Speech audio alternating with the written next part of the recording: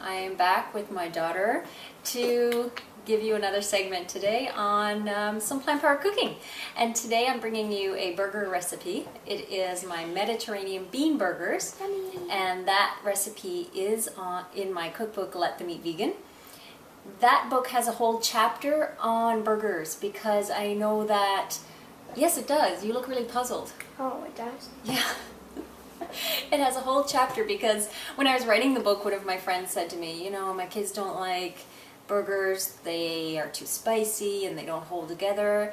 And so I thought I would bring a collection of recipes that are, number one, not too spicy for kids, but still flavorful. Yep. And number two, that they hold together well enough for a burger on a bun or in a pita or whatever, but that they don't fall apart. So this one uses kidney beans, and I have 2 cans of kidney beans. Now, rinse them first, and it's okay. What? Lift it up? Okay. Rinse them first and get that liquid off of them from the cans, and it freshens them up. Get them in the food processor. That's 2 cans of kidney beans. And we're going to start the mixing with 2 tablespoons of tomato paste. It's actually 2.5. The recipe will be on my website, plantpoweredkitchen.com. Okay, and we're going to add some garlic. Now, because these burgers are not, the ingredients aren't sauteed first, like there's no onion and garlic being sauteed first, and that sauteing process will mellow onion and garlic. When it's added directly, and I am not doing any pre-saute for this mix, the garlic can be very strong. So if you've got little ones, then don't use too much garlic. This is a pretty large clove for me to add to our family's burger recipe. Yep. So I'm just going to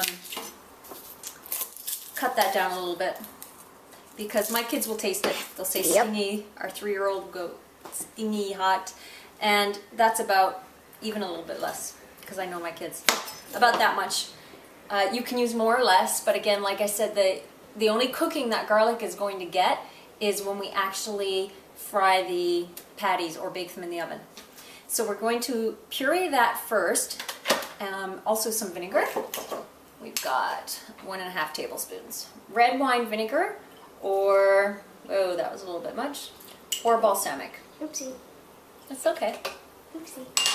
So we're going to puree that, and instead of, like with many burger recipes, you probably see raw onion that's sauteed, as I mentioned.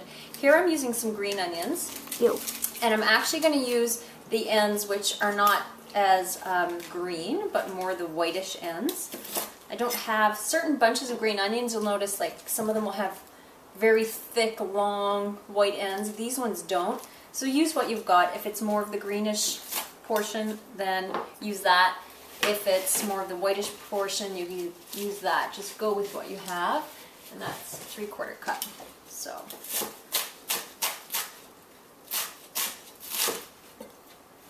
And this gives it that onion kind of, you know, flavor. I don't like onions. Bite. I know, but you don't really notice they're in there. Yes, I do. We're going to whir that. And we've got some salt to go in. Yay! About 1/2 teaspoon. And, okay, so fresh oregano is delicious in these burgers. These are Mediterranean bean burgers. So what I'm trying to add into this recipe is some of those Mediterranean flavors. You'll see later that I add some olives, and I've got tomato paste in there. So if you have fresh oregano, it's really good in here. If you don't, use a little bit of dried oregano.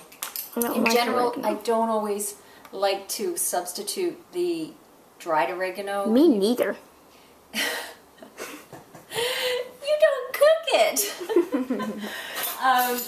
If you're cooking, in general, the dried herbs, if they're added to the beginning of a cooking process, like in a soup or stew, they'll release a lot of flavors, and that's when you add them.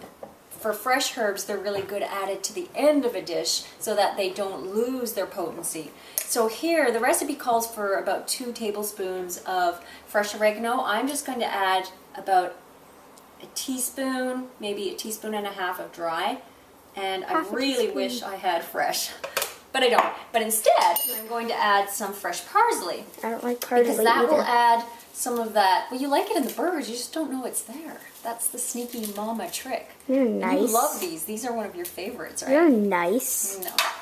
So this not only adds some nice color, but it adds flavor, and it's good for you. Parsley is very good for you. I never knew that. It is. And it just gives that freshness. So if you don't have fresh oregano, I mean, fresh parsley is one of those things that I buy every time I go to the grocery store, because I add it to my salads. I'll add it to salad dressings, all kinds of things. Oats. And the oats are what brings the mixture together and helps them hold. So because these oats are dry, this mixture is going to sit in the fridge for about a half hour. And in that time, those oats will suck up any moisture in there and help make the patties really firm. That sounds disgusting. We're going to just blitz them through a little bit, but you don't even have to completely puree them through, because there's 1 1/4 cups in there, because we're going to stir it through and get it into a bowl. So I'm going to get this off, and I hope if you guys have food processors, you know, if you want to get the mix out, you put your finger in the bottom, hold the blade, and then it's really easy to scoop it out. Put your And- finger on the blade. Under, inside. Oh. Yeah, not on the blade. Okay, and the that would be other kind trick of is if you're making hummus and things, and you've got lots of stuff on your blade, and I'm stingy, I don't like to leave anything on that blade. Pop it back in the food processor for a second, give it another whiz, and it just whisks everything off the blade. So it's pretty clean. I like that trick. I don't like to lose any. Okay, so we're gonna get this in the bowl, and already it's thickened up. It's gotten pretty stiff. And yes, I will scrape every Inch of it. bit out and more after the video is done. So here are the two things.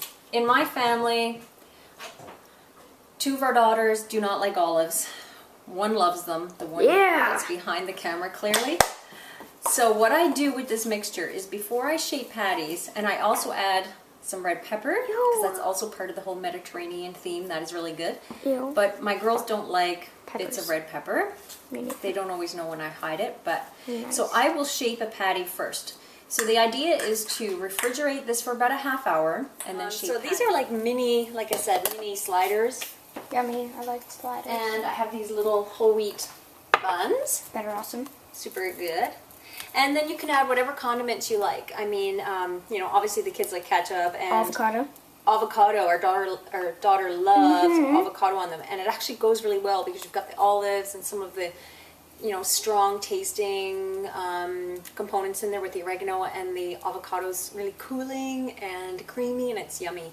So we're going to put one of those on. And the other thing I suggest is trying my almonnaise out of my book. It's a it's not your favorite, but a lot of people love it. On there. If you scrape out the peppers, can I have that? If I scrape out the peppers?